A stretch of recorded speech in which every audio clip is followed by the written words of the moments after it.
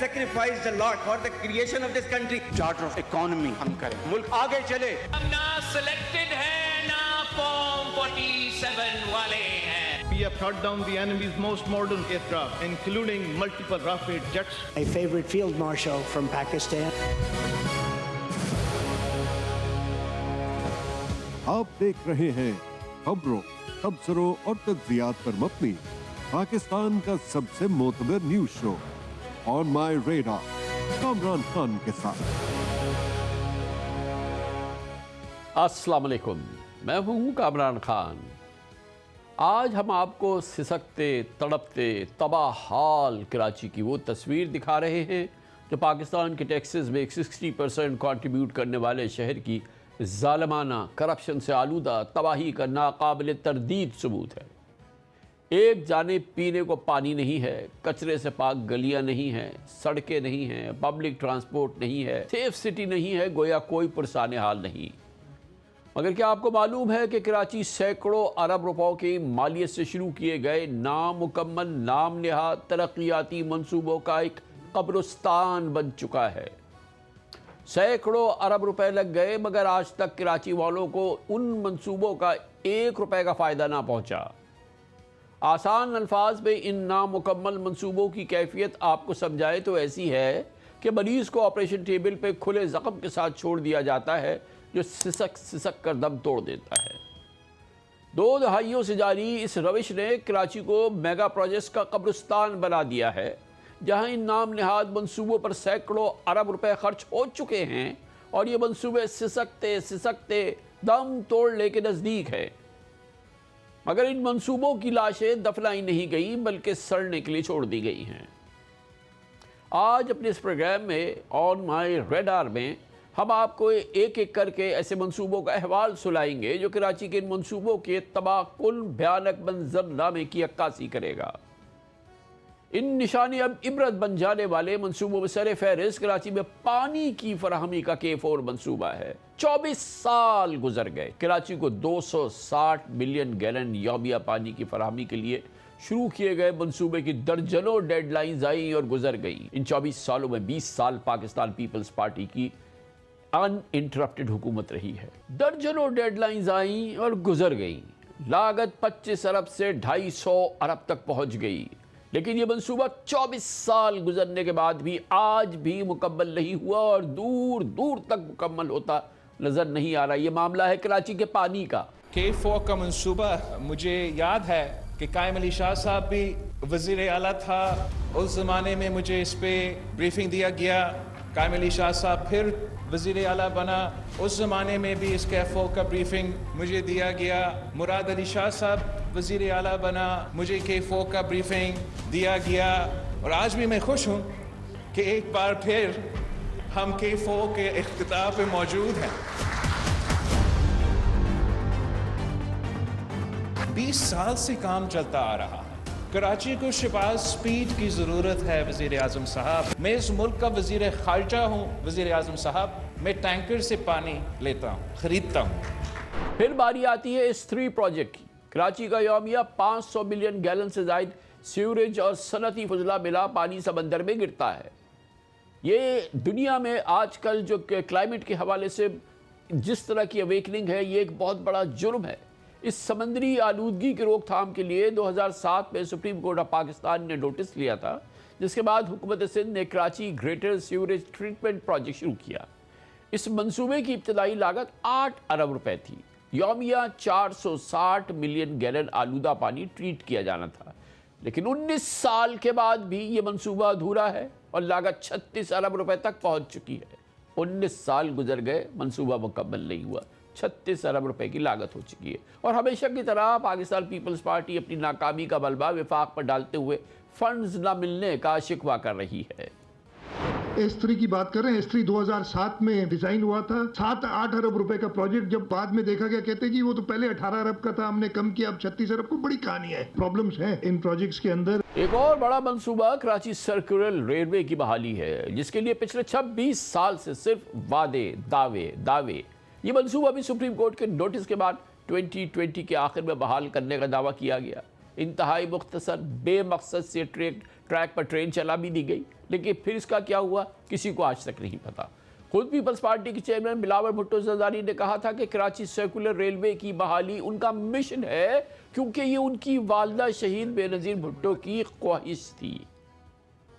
जो शहीद मोहतरमा बेनज़ीर भुट्टो ने इस शहर के लिए ख्वाब देखा था कि हमारा KCR का निज़ाम होगा, हमारा कराची सर्कुलर रेलवे होगा। मेरा मिशन है इंशाल्लाह ताला सबसे पहला जो मेगा प्रोजेक्ट होगा कराची शहर के लिए, वो KCR का जो सर्कुलर रेलवे है वो हम वापस ले आना चाहते हैं। उसको हम हमारा अवाम के लिए वो फैसिलिटी देना चाहते हैं। इसके बाद 2022 में अब से कम 4 साल पहले एक बार फिर 294 बिलियन रुपीस की लागत से कराची सर्कुलर रेलवे मंसूबे को 2025 तक मुकम्मल करने का वादा किया गया था। ताहम अब तक इस मंसूबे का कुछ अता पता भी नहीं है। फिर शहर को जराइम से महफूज बनाने के लिए, जैसे कि पाकिस्तान के दूसरे बड़े शहरों में हुआ है, पाकिस्तान के मुतादिद पंजाब के मुतादिद शहरों को सेफ सिटी बनाया गया है। 2009 में सेफ सिटी प्रोजेक्ट की फुलझड़ी छोड़ी गई। 2011 में 10 अरब रुपए की लागत से 10,000 कैमरे नस्ब करने का ऐलान हो गया। 2016 में सुप्रीम कोर्ट के हुक्म के बावजूद नुमाइशी तौर पर भी शहर में कोई कैमरा नहीं लग सका। 2016 हो गया है, कई इजलास हुए, स्टडीज़ हुई, वेंडर्स बदले गए, टेंडर्स हुए, सिंध के मुख्तलिफ कोर कमांडर्स और वज़ीर आला मुराद अली शाह पर मुश्तमिल एपिक्स कमेटीज़ की मीटिंग्स हुई, मीटिंग्स आफ्टर मीटिंग्स, हत्ता कि कोर कमांडर्स चेंज होते गए। वादे हुए, लेकिन मंसूबे की लागत और वक्त बढ़ने के सिवा कुछ नहीं हुआ।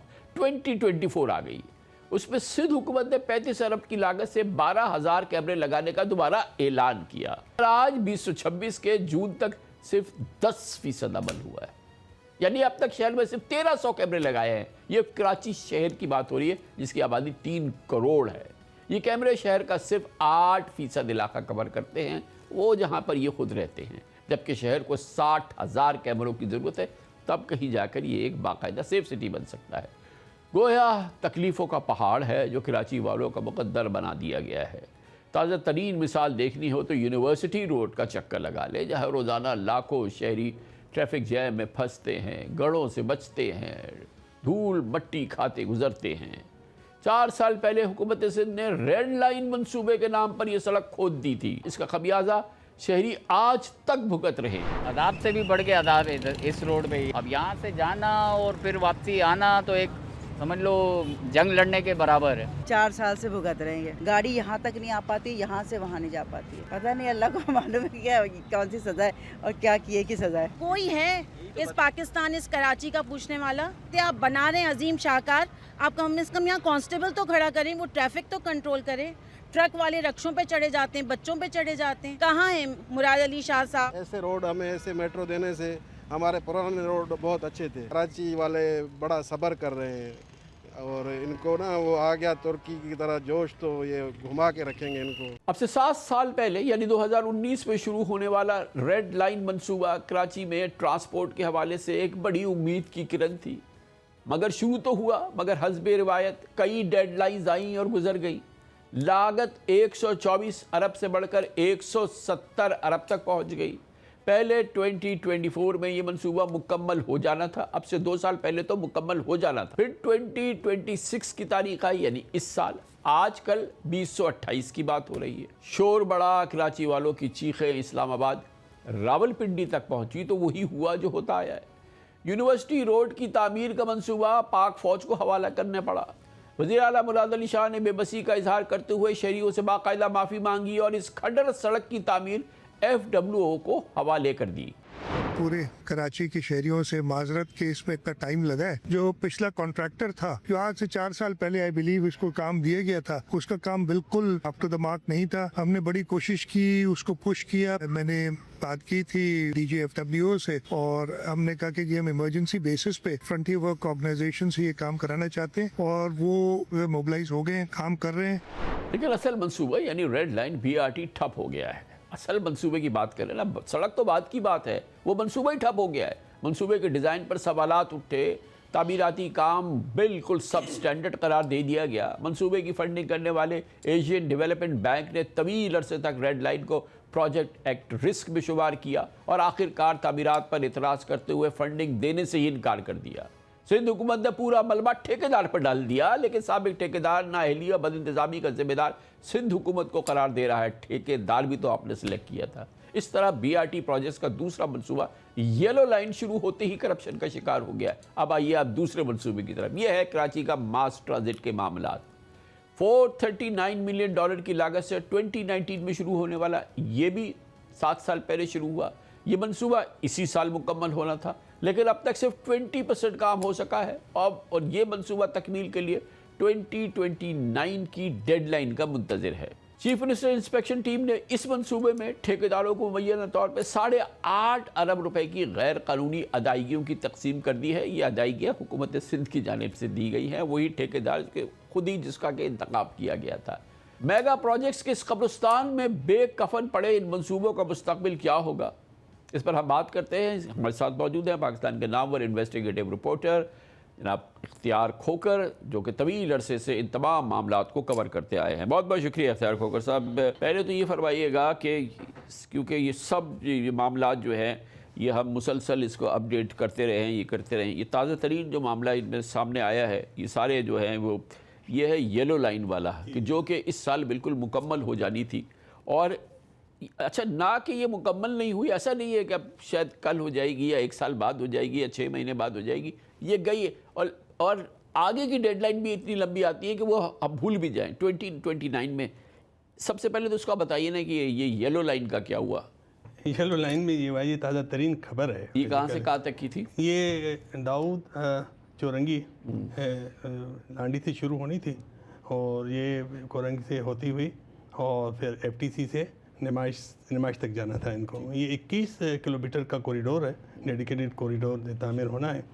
तो उसमें हुआ ये है कि CM साहब को रिपोर्ट आई, प्रोजेक्ट इंतजामिया ने ये रिपोर्ट दी कि साबिक प्रोजेक्ट डायरेक्टर साहब जो थे उन्होंने ठेकेदारों को काम हुआ ही नहीं है, वो 8.5 अरब रुपये की अदायगियाँ कर दी हैं। फिर CM साहब ने ये इंस्पेक्शन टीम जो है उनको दिया, उन्होंने इन्वेस्टिगेट किया इसको। तो वहाँ उस पर ये हुआ कि वो एक ठेकेदार, चाइनीज़ ठेकेदार था, वो खुद वहाँ पेश हुए, जो रिपोर्ट में बताया गया है। तो उसने जाके खुद बताया कि जी मुझे तो प्रोजेक्ट डायरेक्टर ने बुलाकर खुद कहा कि आपको अदायगियाँ करते हैं, आप दरख्वास्त दे दें। और तो फिर मैंने उनको 2 अरब रुपये उसे मिले। तो उसमें एक जाम सादिक ब्रिज है जिस पे तकरीबन 95% की अदायगी हुई है और काम जो है 55% हुआ है। 2 डिपोज हैं, एक पे 35% काम हुआ है और अदायगियाँ 90% की। क्लासिक एग्जाम्पल है कि सिंध में इन मंसूबों में और कराची के मंसूबे, ये ट्रांजिट के मंसूबे, मास ट्रांजिट के मंसूबे हैं, जहाँ पे ट्रांसपोर्ट नाम की कोई चीज़ नहीं है, पब्लिक ट्रांसपोर्ट नाम की चीज़ नहीं है, वहाँ के लिए क्रिटिकल मंसूबे, उसका ये हशर। अच्छा, ये हो गई येलो लाइन का, ये भी आपने फरमाया। रेड लाइन तो एक बड़ी कहानी है ना खान साहब। रेड लाइन के साथ जो इन्होंने किया, अभी पिछले दिनों उन्होंने कैंसिल कर दिया एक ठेकेदार, उसका एक जो कॉन्ट्रैक्ट था उनका, एक लॉट 3 लॉट 2 जो है मौसमियात से नुमाइश तक का। तो वो ठेकेदार ने जाके कोर्ट में पिछले दिनों जब वो पेश हुआ तो खुली कोर्ट में उसने कहा कि मुझसे पैसे मांगे गए और इतने बार, और मैं किस किस को पैसे दूं। और उन्होंने कोर्ट से दरख्वास्त की कि बराए मेहरबानी ये मामला नेब को भेजा जाए और तहकीकात कराई जाए। वो कोर्ट में चिल्ला रहे थे और उन्होंने कहा कि आप कमीशन बिठाएं, तहकीकात कराएं कि मेरे ऊपर कह रहे हैं कि यहाँ इस मंसूब के साथ हुआ क्या है। लेकिन कोर्ट पे ये बात उसकी नज़रअंदाज हो गई। अब यह है कि अब BRT का काम ठप हो गया है। अब इन्होंने FW को, अब ये जो BRT बनाने के लिए जो सड़क खोदी गई थी, जो 4 साल तक खुदी रही, अब काम ये है कि पहले तो सड़क को बना दो जो 4.5 साल खुदी रही। इसलिए कि वो किराए ज़्यादातर उसी पे हो रही थी ना, आवाम को जो तकलीफ थी तो वो तो सड़क पे थी। सड़क का ये था कि सड़क तो उन्होंने खोदी, लेकिन वो उन्होंने उसको जो यूटिलिटी शिफ्टिंग के लिए जो ज़मीन का कॉरिडोर का जो राइट ऑफ वे देना था ठेकेदार को, वो ये दे नहीं सके, इसलिए सड़क खोद कर उस पर ट्रैफिक चला दी। अब प्रॉब्लम ये है कि सड़क तो चलो FW ये बना देगी, लेकिन BRT का जो असल मंसूबा है उसके लिए इन्होंने एशियन डेवलपमेंट बैंक से का जो अपडेट है, कहा कि जी आप हमें इजाज़त दे दें ताकि हम लिमिटेड कॉन्ट्रैक्टर बिडिंग करें और मखसूस कॉन्ट्रैक्टर को ठेका देगा जो अधूरे काम है, उसमें कुछ यू टर्न्स बने हैं, कुछ फ्लाईओवर्स बने हैं, कुछ अंडर पासेस बने हैं, वो हम उन ठेकेदारों को दे दें। लेकिन वर्ल्ड बैंक ने इनकार कर दिया है, और सॉरी एशियन बैंक ने, एशियन डेवलपमेंट बैंक ने कहा है कि हमारे निज़ाम में ऐसा नहीं है कि आप अपने मकसद ठेकेदारों को ठेका दे दें। इसकी ओपन बिल्डिंग होगी, फिर नए सिरे से इसका डिज़ाइन होगा, नए सिरे से गौर किया जाएगा। ये है रेड लाइन की कैफियत 2019 में शुरू हुआ, 2026 में बन जाके बिल्कुल ऑपरेशनल हो जाना था। अभी तो ये इस जगह पर है जिसकी अभी आपने कहानी सुनाई। इससे पहले आपने येलो लाइन की कैफियत सुनाई। अच्छा, अब आप बता दें कि एक और वो है जो नवाज शरीफ साहब ने बनाई थी, जो कि ग्रीन लाइन थी, जो कि वो अब कहाँ तक पहुँची है? जितनी उन्होंने बनाई थी वहाँ तक तो बन गई थी, उसके बाद का क्या? गुरु मंदिर तक जो आ गई थी। गुरु मंदिर तक आ गई थी। अब उसका खान साहब एक कॉरिडोर बनना है नमाज से लेकर टावर तक। ये 4 किलोमीटर का कॉमन कॉरिडोर इसको कहते हैं। तो ग्रीन लाइन का वो कॉमन कॉरिडोर का ये बड़ी दिलचस्प बात है। मगर कितने साल से है ये? इसको पता नहीं कितना 10-15 साल गुजर गए वो नहीं बन। अब उसमें ये एक दिलचस्प बात ये है, ये 4 किलोमीटर का कॉरिडोर है और इसको सिंध गवर्नमेंट और वफाकी गवर्नमेंट ने आधा आधा कर दिया है। यानी कि अब वो फेडरल गवर्नमेंट उसका एक हिस्सा जो है ना 1.8 किलोमीटर बना रही है निमाज से लेकर जामा कला तक। उस पर काम चल रहा है, सड़क खुदी हुई है, ट्रैफिक जाम है। लेकिन हम जब गए हमने देखा कि भाई बाकी आगे क्या होगा, आगे तो कोई वो कॉरिडोर नहीं बना। उन्होंने कहा कि ये रेल लाइन मनसूबे के तहत सिंध गवर्नमेंट बनाएगी।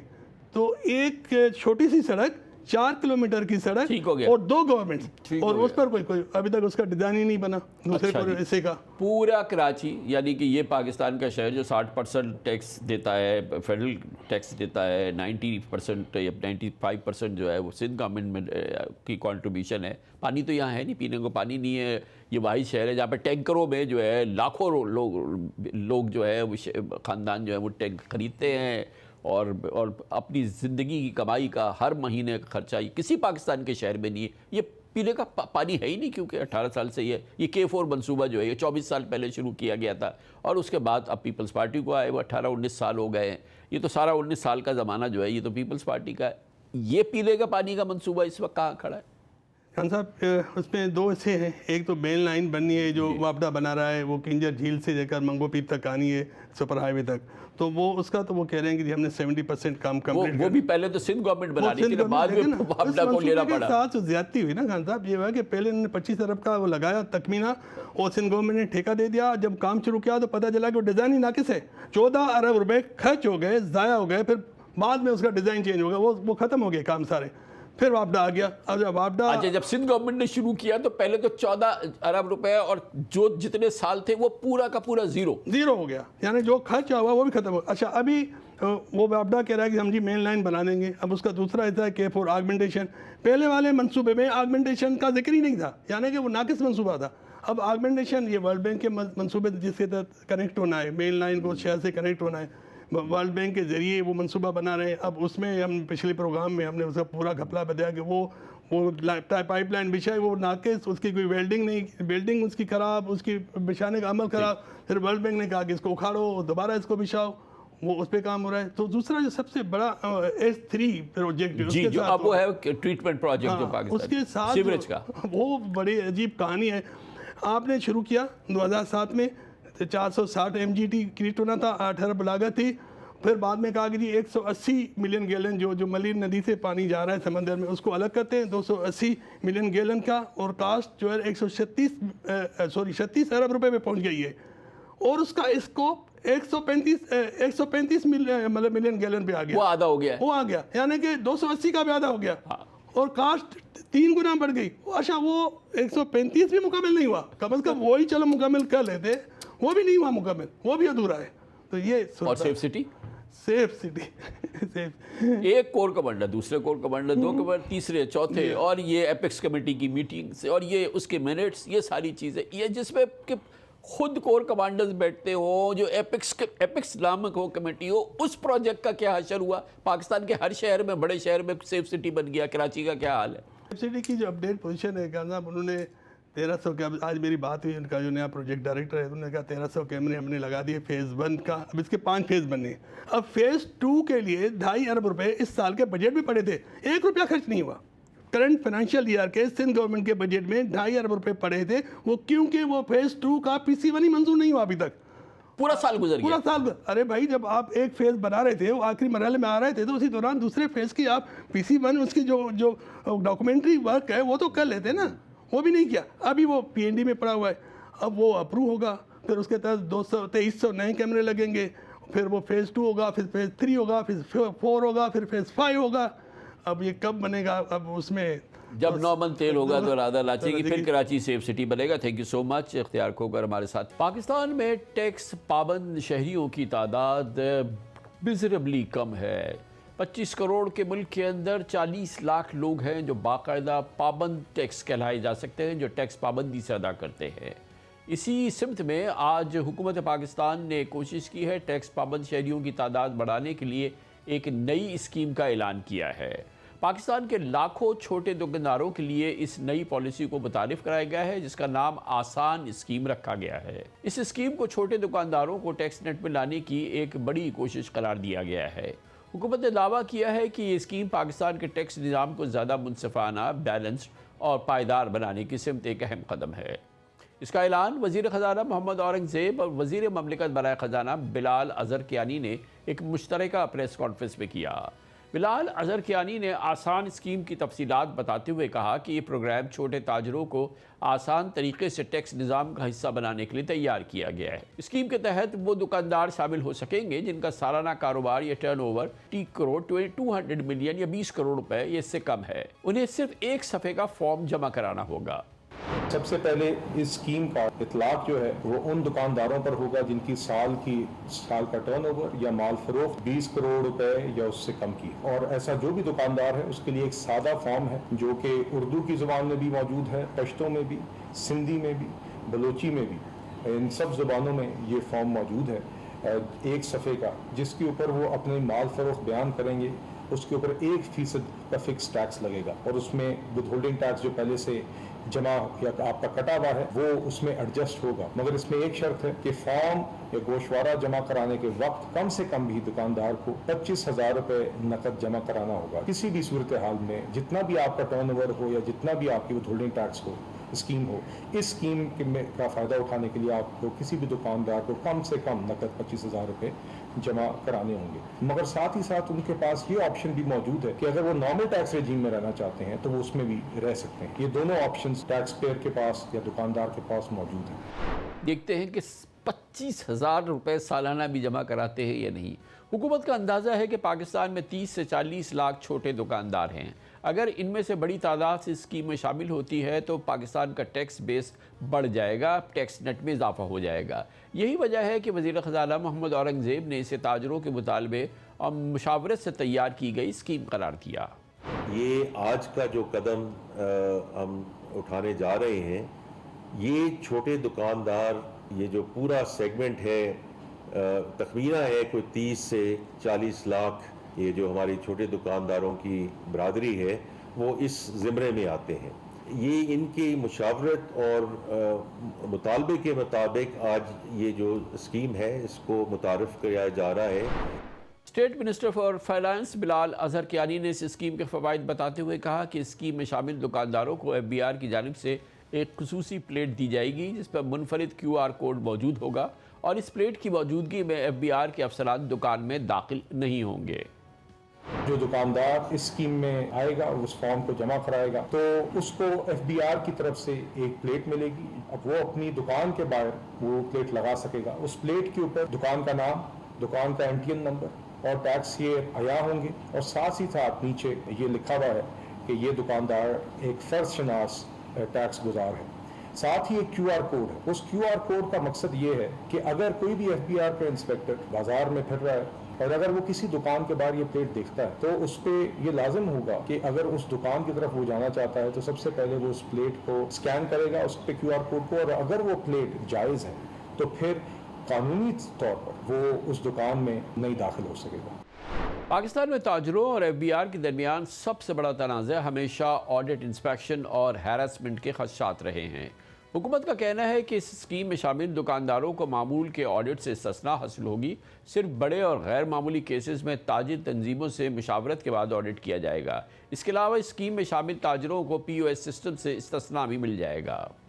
जो दुकानदार इस स्कीम में आएंगे, जो फॉर्म उन्होंने जमा कराया होगा वो अमूमी तौर पर ऑडिट से उसको इस्तिस्ना होगी। जिन केसेस में जहाँ पे कोई बहुत बड़ा कोई मसला होगा तो ताजिर तंजीमों के साथ मुशावरत करके आगे किसी ऑडिट की तरफ जाया जाएगा। दूसरा फायदा, जो भी दुकानदार इस स्कीम में आएंगे, जो FBR की POS की रिक्वायरमेंट है, पॉइंट ऑफ सेल की मशीन की, उससे इनको इस्तिस्ना हासिल हो जाएगी। और आखिर में जो भी दुकानदार इस स्कीम में आएगा उसको फिर विद होल्डिंग एजेंट भी रहने की ज़रूरत नहीं होगी।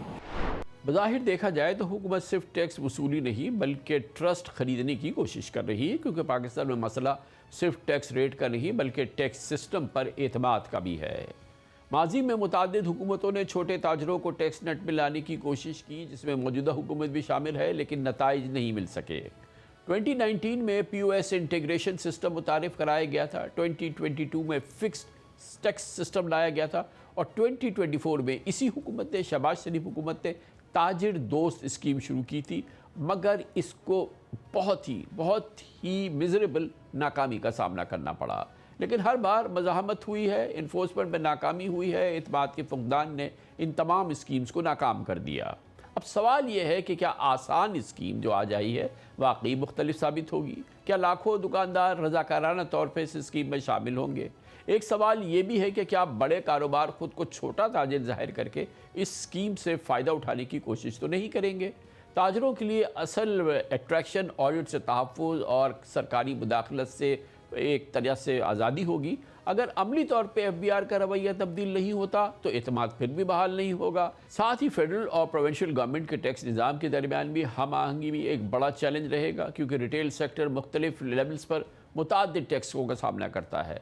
मुख्तसरन देखा जाए तो ये स्कीम पाकिस्तान में रिटेल सेक्टर की डॉक्यूमेंटेशन की शायद अब तक की सबसे ज़्यादा संजीदा कोशिश है। अगर हुकूमत वाकई एक सफ़े का रिटर्न, कम टैक्स बोझ, महदूद ऑडिट और कम मुदाखलत की यकीन दहानी पर अमल दरामद करा दे तो लाखों दुकानदार पहली मरतबा रज़ाकाराना तौर पर टैक्स नेट में ख्याल ये है कि शायद आ जाएँ। इस मौजू पर बात करते हैं और इसके लिए हमारे साथ मौजूद हैं टैक्स उमूर के मुमताज़ माहिर, पाकिस्तान टैक्स बार एसोसिएशन के साबिक सदर जनाब अनवर काशिफ मुमताज़ हमारे साथ मौजूद है। बहुत बहुत शुक्रिया अनवर भाई, आपने हमें ज्वाइन किया है। स्कीम्स तो हमने बहुत देखी हैं, इसी हुकूमत की अभी 2024 में ताजिर दोस्त स्कीम आई और वो स्कीम ताजिर दोस्त स्कीम और इससे पहले की स्कीम और आज जो ये आसान स्कीम आई है, इसमें कौन सी ऐसी चीज़ है जो कि इस स्कीम को मुनफरिद बना दे और छोटे ताजिर, छोटे दुकानदार जो हैं वो खरामा इसको ज्वाइन कर लें? बहुत शुक्रिया कामरान खान साहब। बेसिकली सर ये है तो आसान स्कीम, लेकिन पाकिस्तान की मुश्किलें जो हैं वो आसान नहीं होंगी इससे, इसलिए कि जो इसका खदोखाल है वो ये है कि आपने अभी भी लोगों को अनडॉक्यूमेंट रखने की एक इंदिया दे दिया है। अब आप ये कह रहे हैं कि पॉइंट ऑफ सेल में आप नहीं आएंगे, आप ये कह रहे हैं कि आप 1% टैक्स दे दें जहाँ 200 मिलियन की आपका टर्नओवर है तो आपको जो है कोई आपका ऑडिट नहीं होगा। इशू ये है कि अगर ये चीज़ें अमल हो जाएं इस पर तो उसमें FBR का इंटरवेंशन कम हो जाए तो ठीक है, एक उनके लिए कंप्लायंस और एक वो चीज़ें कम हो जाएंगी। लेकिन मैं इस बात से एग्री नहीं करता कि आप 1 साल बाद उनसे कहेंगे अगर आप ये स्कीम अवेल कर रहे हैं तो आपको पॉइंट ऑफ सेल पे आना पड़ेगा, इसलिए कि अगर पाकिस्तान में ये चीज़ नहीं होगी तो अगले 5 साल बाद फिर आपको एक आसान दोस्त स्कीम लानी पड़ेगी, फिर आपको डॉक्यूमेंटेशन के लिए सिंगल फॉर्म लाना पड़ेगा। हम कब तक ये एक्सरसाइज देखते रहेंगे? आपने खुद ही बताया कि ये 24 में कितना मिजरेबली फेल हुआ था।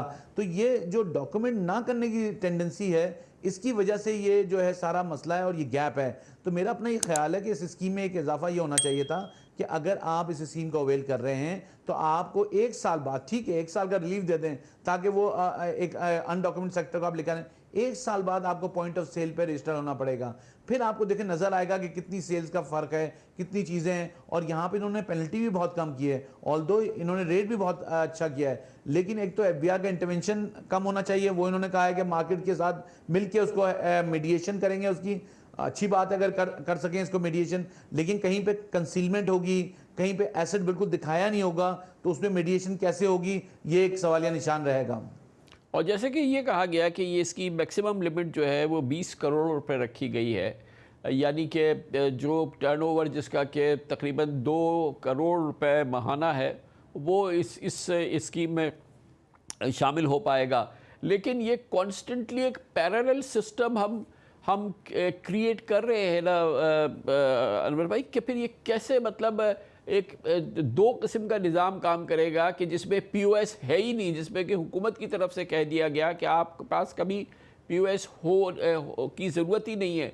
तो वो जो सप्लायर्स है जो कि किसी रजिस्टर्ड रिटेलर को या किसी मॉल में या किसी अच्छी बड़ी दुकान में दे रहा है, जो सोर्स वही है, तो वो तो उसकी तो ख्वाहिश ये होगी कि वो छोटी छोटी दुकानें खुलवा दे और वहाँ पे वो उसको जो है वो कम कीमत पे भी बेच सकता है और जाहिर है कि फिर वो टैक्स की 1% टैक्स पे भी उसका काम हो जाएगा। सर आपने तो पूरी प्लानिंग बता दी लोगों की, बिल्कुल यही होगा जो आपने बताया है। लोग छोटी दुकानें खोलेंगे, इसको स्प्रेड कर देंगे। असल में आप खुद उनको रास्ता देते हैं। अब आपने कहा कि आप विदहोल्डिंग एजेंट नहीं होंगे, आप टैक्स नहीं काटेंगे। अगर आप उनको ये ऑप्शन दे रहे हैं, इसका मतलब जो सप्लाई चेन के लोग हैं वो अब डॉक्यूमेंट नहीं हो सकेंगे। आप ये कह सकते थे कि अगर आप टैक्स काटेंगे तो आपका रेट ऑफ टैक्स एक बहुत ही मिनिमम 1% या 2% होगा, ताकि एटलीस्ट आप डॉक्यूमेंटेशन की तरफ तो जाएं कि जो सप्लाई चेन में लोग हैं डॉक्यूमेंट हो सकें। इसी तरह जो लोग जब आप स्प्लिट करेंगे इसको, इन्होंने कहा एक आउटलेट होगी, लेकिन अगर मैंने 3 फैमिली मेंबर्स के अलावा 3 आउटलेट खोल ली तो nobody can stop me from availing the benefit of that. तो ये दूसरा पैरेलल निज़ाम होगा और इसीलिए पैरेलल निज़ाम फिर फेल हो जाता है, क्योंकि जो लोग टियर 1 में होंगे, जो लोग डॉक्यूमेंट सेक्टर होगा, उनको फिर बर्डन और प्रेशर फील होता है। गोया कि मैं मिसाल के कह रहा हूँ कि जो बड़े नामी ग्रामी ब्रांड हैं वो एक मॉल में भी काम कर रहे हैं, वही ब्रांड जो है वो उसके लिए क्या मुश्किल है या कि 40 से वो उसने दुकानें खुलवा दी जहाँ पर कि वो ये 18% सेल्स टैक्स है और जो दूसरे मसाइल हैं और वैसे भी कॉस्ट ऑफ डूइंग बिजनेस नहीं है, POS नहीं है, ये कुछ नहीं है, तो वो तो एक मशरूमिंग इस कारोबार की हो जाएगी और हुकूमत को शायद जो मेन POS बेस्ड जो रजिस्टर्ड बिजनेस है जो उससे रेवेन्यू आ रहा था शायद वो कम हो जाए। सर मैं से एक कदम आगे जाऊंगा कि वो पुराना ब्रांड बंद करके दूसरा नया ब्रांड खोल लेंगे जिसमें इस स्कीम का बेनिफिट उठा लेंगे। तो वो तो आपको पता ही है कि अगर आप लूप होल्स देंगे तो लोग फ़ायदा उठाएंगे। तो मेरा पॉइंट ये है कि इसको 6 महीने साल भर के बाद पॉइंट ऑफ सेल पर रजिस्टर होना चाहिए, इनको डॉक्यूमेंट करना चाहिए, उसके बाद इनको विदहोल्डिंग एजेंट भी होना चाहिए। ऑल्दो ये टैक्स काटें, जो इनके साथ काम कर रहे हैं लोग, उनका रेट ऑफ टैक्स कम कर दें आप, लेकिन आप डॉक्यूमेंटेशन से अगर आप मुंह मोड़ेंगे ना तो ये स्कीम कितनी भी कामयाब हो जाए तो वो इंडिविजुअल लोगों के लिए कामयाब होगी, पाकिस्तान के लिए कामयाब होगी। भाई ये मुझे समझाइए, आप 2 बार ये कहा कि ये डॉक्यूमेंटेशन नहीं है, तो जब ये रजिस्टर्ड हो रहे हैं, इनका वो NTN हो रहा है और ये इनको एक उसकी आइडेंटिटी भी दी जा रही है कि ये टैक्स पे ही हैं, ये टैक्स पे कर रहे हैं, तो ये डॉक्यूमेंटेशन में तो ये आ रहे हैं ना, इस तरह से टैक्स नेट तो बढ़ेगा ना, ये वाला एलिमेंट तो कवर होगा। सर अब वो नंबर्स कितने आते हैं ये तो मुझे और आपको नहीं पता, लेकिन मुझे जो लग रहा है वो नंबर्स इतने ज़्यादा नहीं आएंगे जितनी वजह से। लेकिन आपने देखा 2 एमनेस्टी बैक टू बैक आई, उसके बावजूद भी आपके नंबर ऑफ फाइलर्स नहीं बढ़ सके। 18-19 में जो एमनेस्टी स्कीम्स आई थी उसमें रेट ऑफ टैक्स बहुत कम था, लेकिन आप देखें लोग नहीं आ सके, उसमें नहीं आए लोग। तो ये आपको कैरेट और स्टिक वाली पॉलिसी जब तक आप नहीं रखेंगे, आपको उनको बताना पड़ेगा कि भाई आप टेकन फॉर ग्रांटेड नहीं ले सकते। आप ठीक है, आप कारोबार करते हैं, ठीक है, आप बड़े अहम हैं, लेकिन at the same time exchequer में आपका जो कंट्रीब्यूशन है वो भी जाना उतना ही अहम है। लेकिन ये जो आसान दोस्त स्कीम थी वो भी तो आसान थी ना, शहबाज शरीफ साहब ने निकाली थी, औरंगजेब साहब ने निकाली थी। नहीं, उसमें एक वो था ताजिर दोस्त स्कीम, लोगों को डर था कि पिछले जी ताजिर जो स्कीम जो थी वो उसमें एक डर ये था कि वहाँ पे ये क्लॉज नहीं दिया गया हुआ था कि वो मार्केट के लोगों के साथ बैठ के मीडिएशन करेंगे। वहाँ पे ये था कि अगर आपका एसेट पिछला रिकवर हुआ तो फिर आप स्कीम से बाहर निकल जाएंगे। इसकी वजह से लोगों ने स्टेप इन ही नहीं किया उसमें। अब जो इन्होंने ये क्लॉज डाला है जिसमें उन्होंने कहा है कि कोई एसेट अनडिक्लेयर्ड हो या सेल सप्रेस्ड हो तो उसमें वो मीडिएशन करेंगे एसोसिएशन के साथ मिलके, तो ये उन्होंने उसको कवर करने के लिए डाला है उसको। तो बाकी जो हमारी एक पूरी बूमिंग जो हमारी अनडॉक्यूमेंटेड इकॉनमी है, कैश इकॉनमी है, वो सारी जो है उसके लिए अभी फ़िलहाल कोई चीज़ या इकॉनमी को डिजिटाइज़ करने के जो मामलात हैं, ये जो स्टेप है ये तो सब चीज़ों से आज़ाद है ना। इसमें तो POS भी नहीं है, इसमें डिजिटाइजेशन की भी कोशिश नहीं है, इसमें डॉक्यूमेंट करने की भी प्रॉपर कोशिश नहीं है। तो ये मगर वो जो हमारा सबसे बड़ा मसला है वो तो बरकरार रहेगा। अब देखिए ना, आप अगर डिजिटलाइजेशन की बात करते हैं तो आप कहते हैं कि आप सिंगल पेज का रिटर्न हो, लेकिन आप IRS पे फाइल करें, आपके लिए IRS पे एक नया रिटर्न आएगा। लेकिन आपने डिजिटलाइज करने सिंगल पेज रिटर्न लेके आ गए, आपने कहा कि वो सब ज़मानों में होगा, मैनुअल होगा, फिर आप वापस वहीं चले जाते हैं जहाँ से आप चले थे। अब आपको एक बात कड़वा घूंट पीना पड़ेगा। ये जब तक आप डिजिटलाइजेशन एंड टू एंड नहीं करेंगे, ये डॉक्यूमेंटेशन नहीं होगी, आपका इतना लोगों का आप पे एतमाद नहीं है हुकूमतों पे कि वो टैक्स लेंगी तो टैक्स उन पे खर्च करेंगी, वो अपनी स्पेंडिंग्स कम करेंगी, वो अपनी शाह खर्चियाँ कम करेंगी, और जो पैसा है टैक्स का वो वापस लोगों पे लगेगा।